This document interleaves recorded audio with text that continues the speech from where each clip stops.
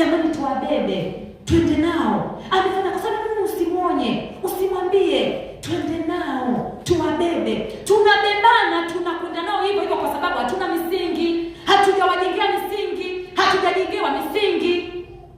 Anakuja amemaliza miaka 2 mitatu kanisani, ndio wasi ambao hawajabatizwa, na yeye ananyosha mkono. Kuna place nzuri. Sasa anafanyaje kazi ya Mungu kabla hajabatizwa? Hajajazwa Roho Mtakatifu. Ndio maana tunabebana kumbe. Ndio maana usimwambie kwa ukali. Lakini mtu akibatizwa, akipata taratibu na sheria zote kama alizofuata Yesu, ukimwambia umekosea atakwambia nisamehe. Ukimwambia hufanyi vizuri atakwambia nifundishe. Ukimwelekeza ataelekezeka. Huduma yake itakuwa na misingi. Hata atakapopita katika majaribu, hata atakapopitwa na katika misukosuko, atakuwa mstahimilivu. Hatakuwa mtu wa kukimbia kimbia, hataogopa, hatatetereka, atajua tu hapa nipo kwa muda. Bwana Yesu asifiwe. Mtumishi mmoja akasema tusijenge vibanda kwenye matatizo. Tunafikia sehemu ya kujenga vibanda kwenye matatizo kwa sababu hatuna msingi. Unasema hapa mimi ndio maisha yangu hapa. Yaani haya ndio maisha yangu mimi. Sina maisha mengine. Ndio haya. Unashindwa kujua kwamba pale ni kwa wakati tu, ni kwa muda tu. Na basi tunapoingia katika nyakati hizo, tunakuwa tunamsahau hata Mungu. Tunakuwa na maombi ya kwa nini? Tunakuwa na maombi ya kwa nini kwa sababu hatujui hayo majira. Hujui kwamba majira hayo Mungu ameruhusu upite hapo. Mungu haruhusu upite katika mema tu. Kuna wakati anakupitisha kwenye magumu ili kukuimarisha. Kuna wakati anakupitisha kwenye magumu ili kukuandaa kwa ajili ya mema yako. Kuna wakati anakupitisha kwenye magumu kukutengeneza. Dhahabu ili ing'ae lazima ipite kwenye moto. Sasa wewe ni dhahabu, kwenye moto hutaki kupita. Au ukipita kwenye moto unajenga kibanda. Unasema mimi ni wa hapa. Bwana Yesu asifiwe. Yesu alipata sheria zote. Alibatizwa, lakini baada ya kubatizwa alijazwa Roho Mtakatifu. Baada ya hapo akaachana na wazazi wake, akaanza kuifanya kazi ya Mungu. Maana naambiwa, Biblia inaniambia baada ya hapo Yohana alikamatwa, akapelekwa gerezani. Yesu akaenda kumtazama. Alimwambia Yohana, kikombe lazima ukinywe, mimi ninapokea kijiti. Ulipoishia naanza mimi. Bwana Yesu asifiwe. Baada ya hapo Mariamu na Yusufu waliendelea na maisha yao ya kawaida kama mke na mume. Mariamu na Yusufu waliendelea na maisha yao ya kawaida. Maana Biblia inaniambia kwamba kabla ya hapo Yusufu aliambiwa usimjue mkeo mpaka atakapomzaa mtakatifu. Yusufu alimchukua Mariamu lakini hakumjua. Lakini baada ya hapo Mariamu na Yusufu wakaendelea na maisha yao ya kawaida. Maandiko kitabu cha Mathayo 13:45 hadi 44. Mathayo 13:44 54 hadi 58. Maandiko yanasema, na alipofika nchi yake akawafundisha katika sinagogi lao, hata wakashangaa wakasema, huyu amepata wapi hekima hii ya miujiza hii? Huyu si mwana wa seremala? Mamaye si yeye aitwaye Mariamu? Na nduguze si Yakobo na Yusufu na Shimoni na Yuda? Na maumbu yake wote hawako hapa petu? Basi huyu amepata wapi haya yote? Wakachukizwa naye. Yesu akawaambia, nabii hakosi kupata heshima isipokuwa katika nchi yake na nyumbani mwake mwenyewe. Wala hakufanya miujiza mingi huko kwa sababu ya kutokuamini kwao. Amen. Hilo linatuthibitishia kwamba Mariamu na Yusufu waliendelea na maisha yao ya kawaida. Kwa sababu anasema alipoenda kwenye nchi yake, alipoanza kufanya miujiza wakaulizana, huyu si mwana wa seremala huyu? Seremala ina maana Yusufu. Akasema nduguze si wako hapa? Yakobo yuko hapa, Yuda sijui ni Yuda msaliti. Huyu Yuda sijajua kwamba ni Yuda huyu aliyemsaliti au ni Yuda wepi. Ni mwingine, sio Yuda msaliti. Jamani, sio Yuda msaliti. Ndugu yake Yesu sio Yuda msaliti. Ila haya majina yanafanana. Kwamba tulikuwa na nani? Yakobo, Simeoni, Yuda, Yusufu. Hawa ni ndugu zake Yesu ambao watu waliwajua. Na maana maisha aliyoishi Yesu wakati analelewa na Mariamu na Yusufu na Mariamu walipata watoto ambao sasa wanaitwa nduguze, yani ni watoto wa Mariamu na Yusufu. Nadhibitisha hilo, soma Mathayo 12:46-50. Mathayo 12:46 hadi 50. inasema, alipokuwa katika kusema na makutano, tazama, mama yake na ndugu zake walikuwa wakisimama nje, wataka kusema naye. Mtu mmoja akawaambia, tazama, mama yako na ndugu zako wamesimama nje, wanataka kusema nawe. Akajibu akawaambia akamwambia yule aliyempasha habari, mama yangu ni nani na ndugu zangu ni akina nani?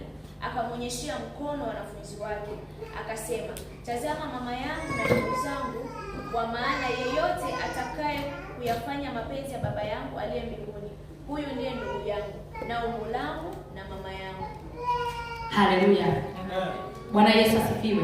Na sasa tumeelewana. Wakati anaenda kuifanya kazi katika nchi yake, wakasema huyu si mwana wa Selemala, huyu si mwana wa Yusufu, ndugu zake si Yusufu, si Simeoni na Yuda. Hawa ni ndugu ambao alizaliwa nao kwa mama.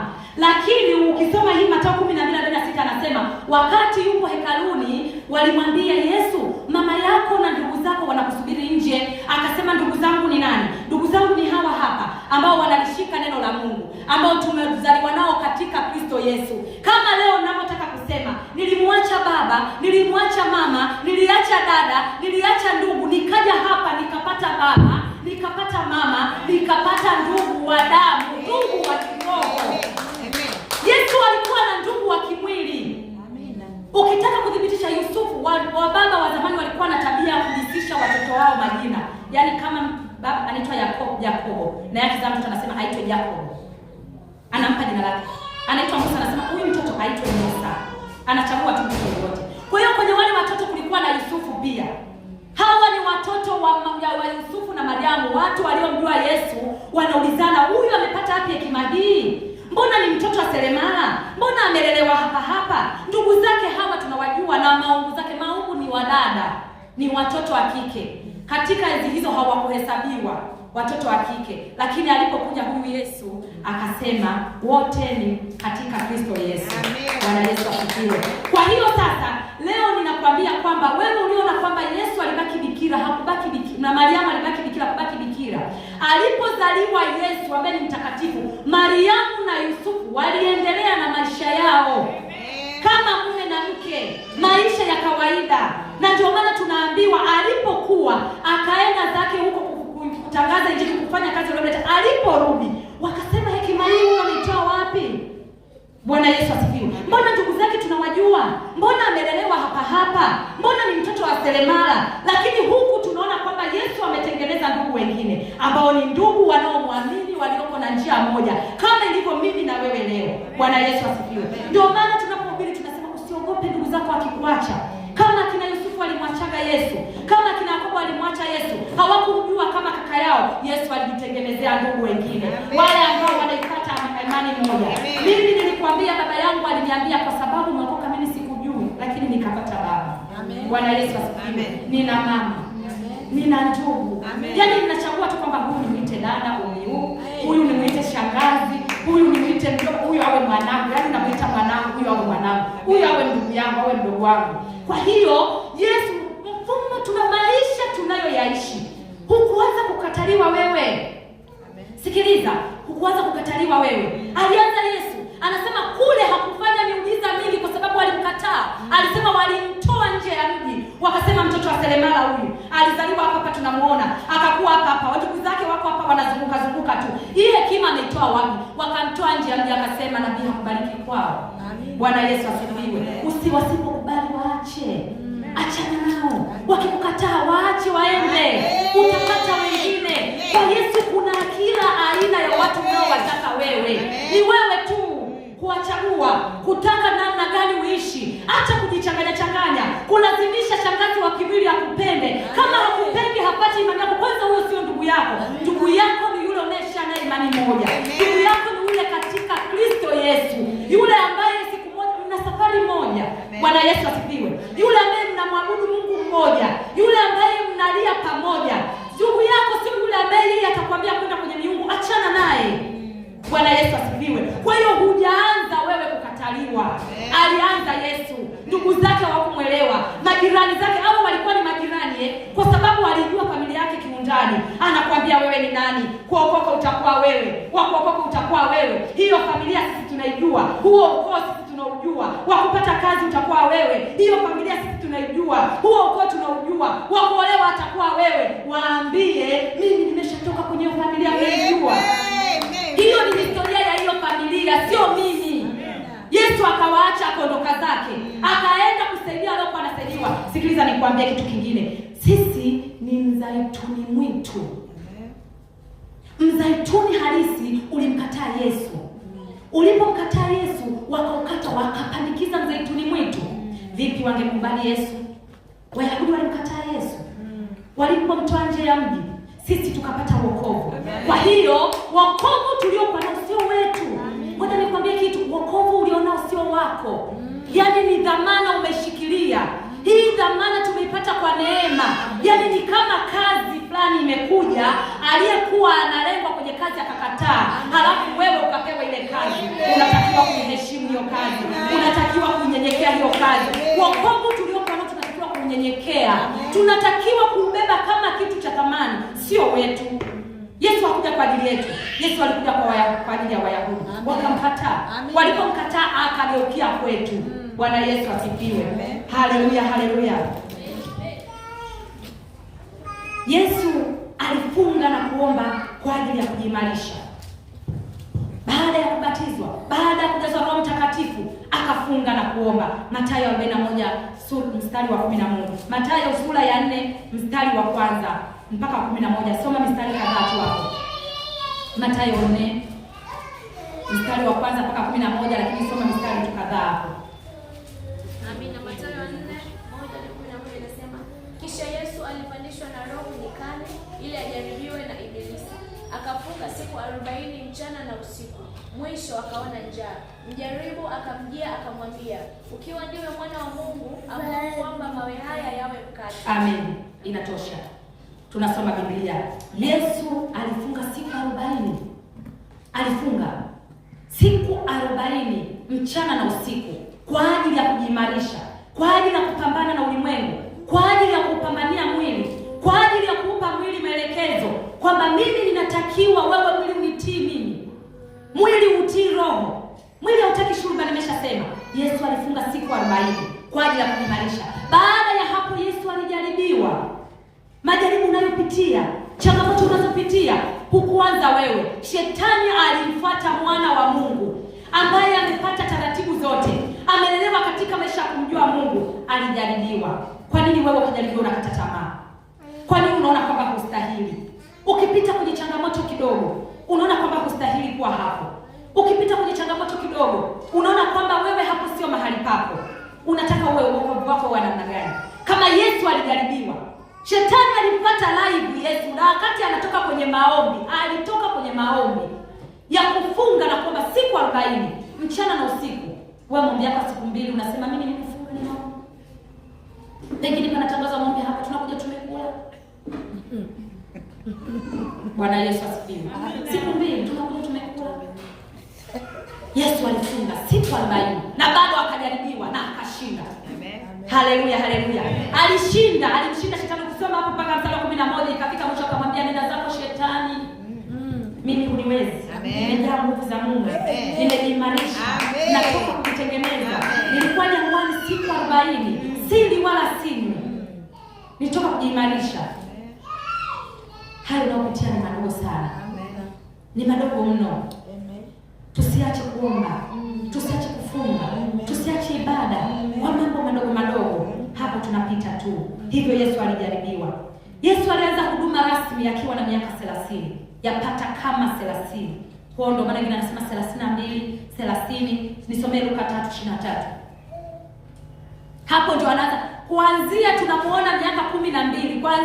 Kwanza tunamuona anazaliwa katika holi. Tunamuona anapelekwa hekaluni, anatairiwa, anapewa jina, anawekewa mikono. Miaka 12 safari inaenda, anabatizwa. Ilipofika miaka kama 30 Biblia inaniambia ndipo alipoanza huduma. Nisomee Luka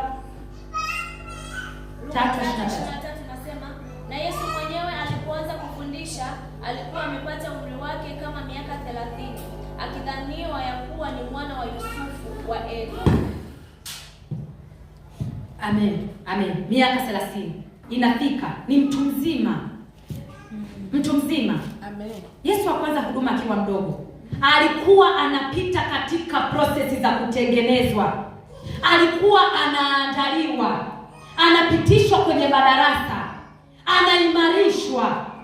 Wewe ambaye umeokoka juzi na miaka miwili, mwaka mmoja, unajua bado sauti yako sio nzuri, haitoki vizuri kwenye maiki, una daily praise, unazira kuimba. Miaka 30 Yesu anatengenezwa. Ukisimama ukifundisha, usiwe unasema hili, sema hivi, fundisha hivi, soma neno hivi. Wewe ni nani? Wewe umekuwa Roho Mtakatifu. Wewe ndio mwenye Roho Mtakatifu. Wewe umeokoka sana kuliko Yesu. Yesu alifundishwa, alipita kwenye vipimo tofauti tofauti, alipita kwenye madarasa tofauti tofauti. Madarasa sio haya tu ya kusimama hivi na kufundishwa, hata maisha ya mtaani ni darasa. Amen. Bwana Yesu asifiwe. Maisha ya mtaani pia ni darasa. Kwa hiyo Yesu alisikiliza mpaka miaka 30. Yesu ndipo anaanza kufanya huduma. Alifundisha katika masinagogi. Aliingia kwenye masinagogi sasa akaanza kufundisha. Kama ilivyo leo kwamba unaokoka, ukabatizwa, ukajazwa Roho Mtakatifu, ukaimarika katika darasa, sasa na wewe unaanza kupimwa. Kwenye vipindi vidogo vidogo Sunday school, utasimama dakika 5 kwa wamama, muje wamama, jamani tujuane huduma.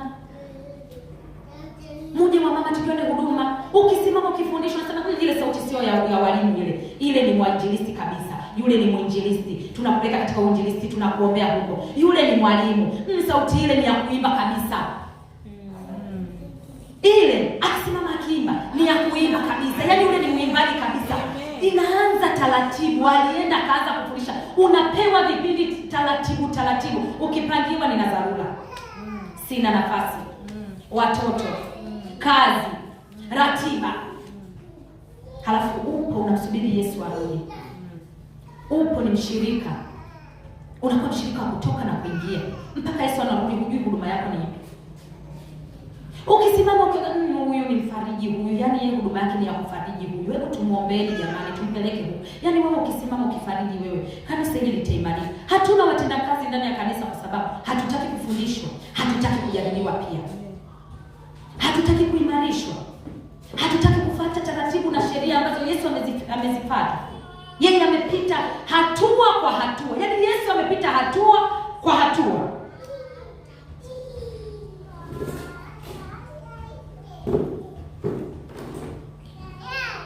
Alikataliwa tena na ndugu wa karibu. Nilishasema kusoma Luka 4:16 hadi 24, napo utaona kwamba Yesu alikataliwa. Nisomee Warumi 11:17. Warumi 11 mstari wa 17 na 22 hadi 22. Warumi 11 mstari wa 17 hadi 22. Maandiko yanasema, lakini iwapo matawi mengine yamekatwa, na wewe mzeituni mwitu ulipandikizwa kati yao, ukawa mshirika wa shina la mzeituni na unono wake, usijisifu juu ya matawi yale. Au ikiwa wajisifu, si wewe uchukuaye shina, bali ni shina lichukualo wewe. Basi utasema, matawi yale yalikatwa kusudi ili nipandikizwe mimi. Vema, yalikatwa kwa kutokuamini kwao. Na wewe wasimama kwa imani yako, usijivune, bali uogope. Kwa maana ikiwa Mungu hakuyachukua matawi ya asili, wala hata kuachia wewe, tazama basi wema na ukali wa Mungu kwa wale walioanguka ukali. Nitarudia mstari wa 22. Tazama basi wema wa ukali wa Mungu kwa wale walioanguka ukali. Bali kwako wewe wema wa Mungu ukikaa katika wema huo, kama sivyo wewe nawe utakatiliwa mbali. Amin. Nimesema wokovu tuliokuwa nao sio wetu. Sisi ni mzeituni ambao ni mzeituni mwitu. Mzeituni halisi ulimkataa Yesu. Anasema Mungu akaukata. Alipokataa wokovu, Mungu akaondoa wokovu akaleta kwetu. Sasa anasema kama yule aliyewajia alipowakataa aliondoka kwao, vipi sisi ambao tumepata neema tu?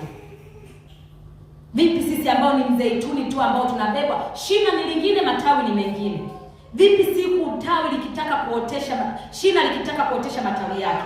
Anasema tusijivune, bali tunyenyekee na kushikilia. Bwana Yesu asifiwe. Yesu aliponya wagonjwa na wenye shida mbalimbali. Ukisoma Luka 17:11 mpaka 19. Yesu aliponya wagonjwa, aliweza kufanya kazi, alienda kuhubiri huko alipokutana na wagonjwa na wenye shida mbalimbali, akaanza kuwaponya. Lakini Yesu alitengeneza kanisa kwa kutafuta washirika wapya. Yesu anaita wanafunzi mmoja mmoja, Petro nifuate, Yakobo nifuate, Yuda nifuate. Aliona kwamba kwa sababu yeye leo ameimarika, hawezi kuifanya kazi peke yake. Hawezi kuwa yeye ndio kanisa. Alitengeneza kanisa. Kama leo mimi na wewe ambao tutafundishwa, tutashika sheria na taratibu ambazo Yesu amezishika, tukakubali kulelewa katika madhabahu, tukajulikana huduma zetu. Leo nikasema mimi ni mwinjilisti, nikalelewa vizuri katika uinjilisti, nikaombewa, nikawa mnyenyekevu chini ya mchungaji anayenilea. Siku nikasema kwamba nimeona huduma imekuwa, kuna tawi limefunguliwa, nikaambiwa ukawe kiongozi pale. Bwana Yesu asifiwe. Ukafika pale ukahubiri Injili, washirika wakaja, mmoja akaja, mwingine akaja, ukatengeneza kanisa. Bwana Yesu asifiwe. Kwa hiyo tunatakiwa kukaa katika taratibu, tukaa kumsikiliza, kulelewa katika maisha ya kulelewa. Unajua maana ya kulelewa? Unajua sisi labda hatujui tafsiri ya kulelewa.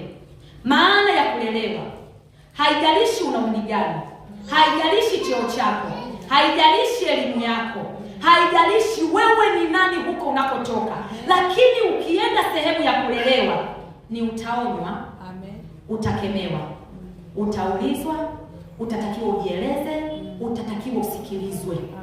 Yaani ni kama mtoto tu ndani. Mtoto kuna wakati unamgomea, kuna wakati unamuuliza, kuna wakati unamkemea, kuna wakati anataka ajielezee kwako. Hii ndio maana ya kulelewa. Sasa sisi tunashindwa kulelewa kwa sababu tunakuja na ustaa, tunakuja na elimu zetu, tunakuja na vyeo vyetu, tunakuja na maisha ya hadhi ya maisha uliokuwa nayo. Mimi ni mwalimu, mimi nina kazi yangu serikali. Unajua mimi ni nani? Yaani mimi ni nani? Unajua maisha yangu vipi? Unajua kuna mtu mmoja alisema, unajua watu wangapi wananiheshimu kwa madhabahu? Anasema unajua watu wangapi wananiheshimu mimi? Yaani hiyo haijalishi. Ukishafika sehemu ya kulelewa, wewe ni mtoto, utaulizwa kwa nini umechelewa. Utaona usichelewe tena. Unatakiwa usikilize, nimechelewa kwa sababu. Utatakiwa kuambiwa sasa usichelewe tena. Ole wako uchelewe tena, afu na usichelewe tena. Unatakiwa kuwahi. Unatakiwa kufanya hivi. Bwana Yesu asifiwe. Kwa hiyo Yesu alitengeneza kanisa kwa kuita sasa wanafunzi. Akapita akasema nifuate, nifuate, nifuate, nifuate. Hiyo ni baada ya kuimarika. Amebatizwa, tuelewane. Ameshabatizwa, amejazwa Roho Mtakatifu, ametembea katika kanuni na sheria zote, ana miaka zaidi ya 30. Ndio akaanza kufungua kanisa. Akamuita ni Petro nifuate, sijui nani nifuate. Bwana Yesu asifiwe. Ukisoma Mathayo 10:1 mpaka 4 utaona hapo kwamba Yesu anawaita wanafunzi. Lakini akawatuma wakaihubiri Injili na kufungua waliofungwa. Baada ya kuwaita hawa wanafunzi, baada ya kukaa nao, baada ya kupokea maelekezo, sasa anawatuma nao wakawafungue watu, akaambia nendeni mkaihubiri Injili. Nisomee Mathayo 10 mstari wa 5 hadi wa 8. Mathayo 10:5-8. Neno la Bwana linasema, hao thenashara Yesu aliwatuma, akawaagiza akisema, katika njia ya mataifa msiende, wala katika mji wowote wa Samaria msiingie. Afadhali shikeni njia kuwaendea kondoo waliopotea wa nyumba ya Israeli. Na katika kuenenda kwenu hubirini mkisema, ufalme wa mbinguni umekaribia. Pozeni wagonjwa, fufueni wafu, takaseni wenye ukoma, toeni pepo. Mmepata bure, toeni bure. Haleluya. Bwana Yesu asifiwe. Yesu anawaambia tenashara ni wanafunzi, kwamba nendeni mkahubiri, waambieni ufalme wa Mungu umekaribia. Msiende Samaria, msiende wapi. Kama leo tunavyosema hatuendi kwenye makanisa watu waliokoka, tukienda kushuhudia. Hivi tunaenda pale EGT la leo, sijui wapi? Hapana. Tunaenda kwa mataifa, kwa watu ambao hawamjui Yesu. Tunawaambia habari nzuri za Yesu, tunawaambia uzuri wa Yesu. Lakini amesema mkifika huko mkikuta wagonjwa wapozeni, ila msitoze pesa. Jamani, msitoze pesa, mmepewa bure, katoeni bure. Haya maombi ya 50,000 yanatoka wapi? Haya maombi ya 30,000 yanatoka wapi? Kwamba kutokana na shida yako wewe unatakiwa maombi ya 30,000. Kutokana na shida yako wewe una maombi ya 50,000. Wewe natakiwa tuonane private. Hayo matatizo yako ni makubwa sana. Yanatoka wapi?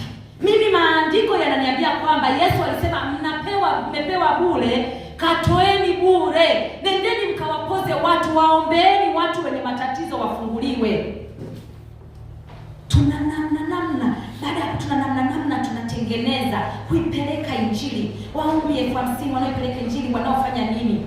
Ni namna ambayo tayari tunajitengeneza, yani tumetengeneza kama biashara, kwa sababu Mungu ametupa, lakini hatuna gharama ambayo tumemlipa Mungu. Hakuna gharama ambayo tumemlipa Mungu. Yesu anawatuma wanafunzi wake. Mwanafunzi wa leo ni mimi na wewe. Usidai nauli, usidai chochote, usiseme una maombi 20,000, maombi 10,000. Mungu amekupa bure, tutoe bure. Tukae katika makanisa, tufundishwe, tukubali kulelewa. Kwanza kwetu tukubali kulelewa. Tukishalelewa huduma zetu zitaimarika, vipawa vitaonekana. Hicho kipawa chako kikionekana, usikifanyie gharama. Mimi ni mwimbaji mzuri, ili nije huko nataka 50,000. Mtanilipa shingapi? Kwanza ninafanya masaa mangapi? Nitaimba masaa mangapi? Na mambo mengi sana, ni ratiba zangu mimi sizielewi kabisa. Nitaimba masaa mangapi? Mtanipa shingapi? Hiyo bahasha itakuwa na shingapi? Halafu unafika pale unaimba, unafanya kama kampeni fulani hivi kwamba wanaomwamini Yesu sijui na nini, siku hizi wanaleta hadi Simba na Yanga, sijui Simba wa Yanga watu wanaleta, unaondoka unajitengenezea. Kuna namna unajitengenezea. Hiyo huduma haiwezi kudumu. Utaenda kimwili kabisa. Yaani utaenda kuimba tu kwa sababu ile sauti unaimba. Na hizo nyimbo utazikuta zinapigwa klabuni kila siku. Amina. Hizo nyimbo zitapigwa vilabuni kila siku. Walevi wamelewa, wanaluka, na hizo nyimbo zako zinaimbwa. Kwa sababu uliitwa kwa sababu 30 hainitoshi. Hapana, ongezeni kidogo. Yesu amesema mmepewa bure. Hizo huduma mmepewa bure. Hizo karama mmepewa bure. Umemlipa Mungu shilingi ngapi wewe ukapata huduma ya ulipaji? Mimi ni mwana maombi. Nafanya maombi, atafunguliwa huyo, lakini inabidi mafuta, mniwekee mafuta. Mniwekee mafuta hapo na kurudia pesa ya kula kidogo, najua naacha familia. Yaani unatengeneza namna, naacha familia nyumbani. Kwa hiyo labda 50,000 hapo, halafu nitakuja kufanya hiyo huduma. Nitakuja kuhubiri. Nitakuja kufundisha wanawake. Nitakuja kufundisha vijana. Umepewa bure, toa bure. Hiyo karama Mungu ataiondoa mara moja. Kwa sababu hapa maandiko yananiambia aliwaambia mkoenda huko, kwanza waambieni watu habari njema kwamba ufalme wa Mungu unakaribia. Hiyo ni point kubwa. Waendeni waliopotea, waendeni waliokata tamaa, waendeni waliochoka, waendeni walioumia, waendeni waliokata tamaa, ambao hawaoni tumaini tena. Mkifika waambieni Yesu anaokoa, Yesu anaponya, lakini ufalme wa Mungu unakaribia. Hiyo ndio point ambayo tumeiendea. Lakini huko mkikutana na wagonjwa wakitaka uhudumu, wakitaka huduma ya kuimba, imba bure. Ni moja ya ibada, imba bure. Bwana Yesu asifiwe. Haleluya, haleluya. Amen. Lakini maisha hayo ni maisha tunayoishi leo, mimi na wewe. Hatuna budi kutafuta utakatifu na mienendo ya Yesu, kufuata utakatifu na mienendo ya Yesu. Yesu alikuwa mtakatifu. Hakuwa anajichanganya. Alikuwa anatii. Tunaona kule alisema aliwatii wazazi wake. Alimtii na baba yake. Kwa hiyo usiinuke, mpendwa, usiinuke. Usijione bila mimi ibada haiwezi kwenda. Bila mimi nisipofika pale. Ni kweli Mungu anaweza akaweka hiyo karama ndani yako, akaweka huduma. Yaani bila wewe siku ya praise kama haifanyi vizuri. Hapo tukiona sisi tunasema asante Mungu afadhali amefika.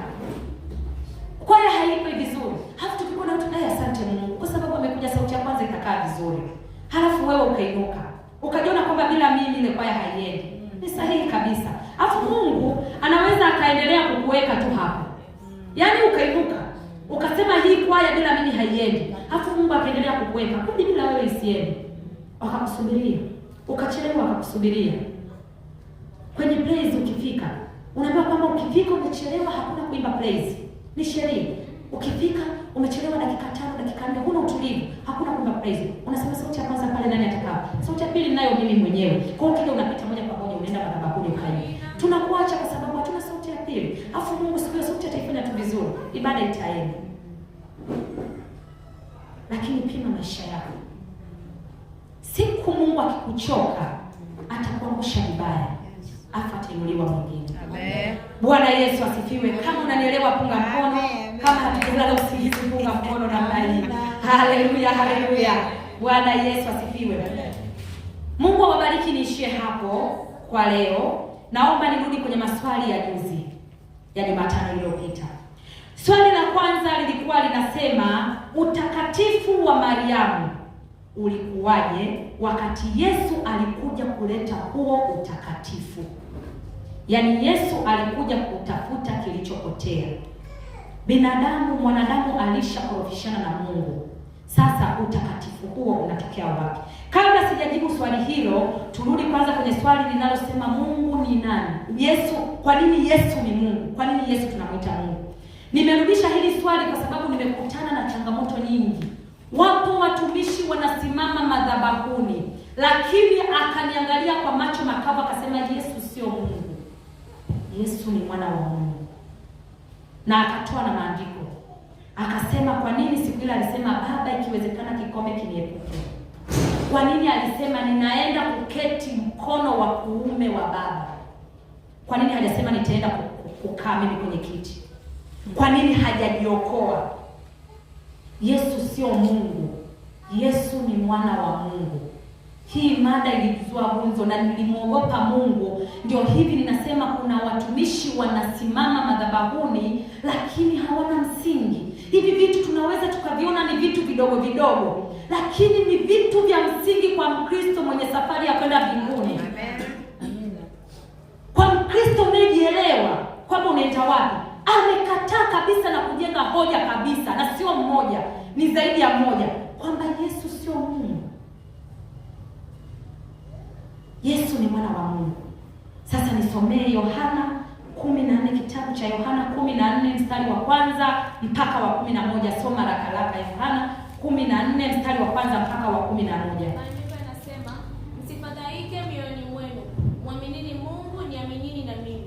Nyumbani mwa Baba yangu mna makao mengi, kama sivyo ningaliwaambia, maana naenda kuandalia mahali. Basi mimi nikienda na kuandalia mahali, nitakuja tena niwakaribishe kwangu, ili nilipo mimi nanyi mwepo. Nami niendako mwaijua njia. Tomaso akamwambia, Bwana, sisi hatujui uendako, nasi twaijuaje njia? Yesu akamwambia, mimi ndimi njia na kweli na uzima. Mtu haji kwa Baba ila kwa njia ya mimi.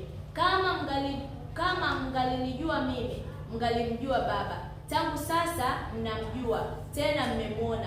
Filipo akamwambia, Bwana, utuonyeshe Baba, yatutosha. Yesu akamwambia, mimi nimekuwako pamoja nanyi siku hizi zote, wewe usinijue Filipo? Aliyeniona mimi amemwona Baba. Basi wewe wasemaje, utuonyeshe Baba? Hausadiki ya kwamba mimi ni ndani ya Baba na Baba yu ndani yangu? Hayo maneno niwaambiayo mimi siyasemi kwa shauri langu, lakini Baba akaaye ndani yangu uzifanya kazi zake. 11 nasema, mnisadiki ya kwamba mimi ni ndani ya Baba na Baba yu ndani yangu. La, hamsadiki hivyo, sadikini kwa sababu ya kazi zenyewe. Bwana Yesu asifiwe. Amen. Hili swali kumbe halikuanza sisi. Halikuanza leo. Filipo alimwambia Yesu, tuonyeshe Baba, yatutosha. Tumetembea na wewe, unasema tumejua njia, tunajua uendako, sisi hatujui, lakini pia tuonyeshe Baba, yatutosha. Yaani tumetembea sana na wewe, umetufundisha sana, sasa tunataka leo tuonyeshe Baba. Kumbe halikuanza leo. Lakini Yesu akamwambia, mimi nimekuwepo pamoja nani siku hizi zote, wewe usinijue Filipo? Yaani mimi ndio Baba mwenyewe. Mimi ndio Mungu mwenyewe. Unamtafuta baba gani Filipo? tu mseme hamjui niendako, hamjui njia, lakini kwa habari ya baba nayo Filipo uniulize. Jamani, Yesu ni Mungu kamili. Ni Mungu kamili.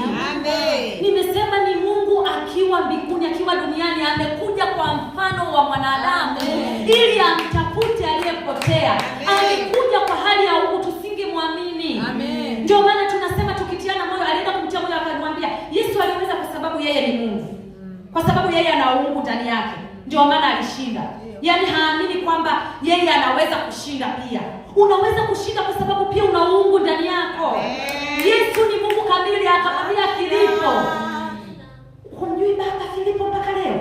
Umekuwa na mimi siku zote, unaniuliza tena baba yuko wapi? Hakuna baba mwingine, ni mimi. Nimetafuta tu namna ya kuja ili uniamini Filipo. Nimevaa tu huu mwili wa kuchoka ili nifananishe na huo mwili wako Filipo." Jamani, bado ninasimamia ujasiri wangu. Yesu ni Mungu kamili. Na tena yeye ni njia, kweli na uzima. Na atakuja pia kuhukumu ulimwengu. Na siku atakapokuja sasa kama Mungu, ndio kila mtu atasadiki, kwa sababu hata kuja tena kuzaliwa kama na mwili huu. Atakuja, kila jicho litamuona. Bwana Yesu asifiwe. Haleluya, haleluya. Hilo ni swali letu la kwanza, lakini swali la pili ni hilo sasa. Linasema kwamba utakatifu wa Mariamu ulikuwaje? Kwa sababu tunasema alitafutwa bikira mtakatifu. Ndio mimba ya Yesu ikatungwa humo. Sasa utakatifu ulitokeaje na kati tunaambiwa mwanadamu alishakorofishana na Mungu? Yesu alikuja kutafuta kile kilichokorofishwa. Nisomee Zaburi 16 mstari wa kwanza hadi wa 3. Zaburi 16 mstari wa kwanza hadi wa 3. Zaburi 16 sura ya kwanza hadi 3 inasema, Mungu unihifadhi mimi, kwa maana na kukimbilia wewe. Nimemwambia Bwana, ndiwe Bwana wangu. Sina wema ila utokao kwako. Watakatifu walioko duniani ndio walio bora. Hao ndio niliopendezwa nao. Sina wema ila utokao kwako. Watakatifu waliopo duniani ndio walio bora. Hao ndio unaopendezwa nao. Nisomee tena Luka, kitabu cha Luka 1:26 hadi 31. Luka 1:26 hadi 31 inasema, mwezi wa 6 malaika Gabriel alitumwa na Mungu kwenda mpaka mji wa Galilaya, jina lake Nazareti, kwa mwanamwali bikira aliyekuwa ameposwa na mtu jina lake Yosefu, na mbali ya Daudi, na jina lake bikira huyo ni Mariamu. Akaingia nyumbani kwake akasema, salamu, uliyepewa neema, Bwana yu pamoja nawe. Naye akafadhaika sana kwa ajili ya maneno yake, akawaza moyoni, salamu hii ni ya namna gani? Malaika akamwambia, usiogope Mariamu, kwa maana umepata neema kwa Mungu. Tazama, utachukua mimba na kuzaa mtoto mwanamume, na jina lake utamwita Yesu. Tazama, umepata neema kwa Mungu. Salamu, uliyepata neema. Tazama, umepata neema kwa Mungu. Neno neema, sio kwamba hakukuwa na watakatifu, sio kwamba hakukuwa na watu wanaomcha Mungu. Ndio maana nikaanza kusoma Zaburi ya 16 kwamba sina wema wa kutosha. Yaani maisha yangu au maisha yao hayakuwa ya haki sana, hayakuwa yanajitosheleza. Wema wa Mungu na neema ya Mungu. Sasa tunajua maana ya neema. Neema tumejua. Neema ni kama upendeleo. Neema ni kama upendeleo. Hukustahili hicho kitu, ila umekipata kwa neema. Mungu amekupa upendeleo.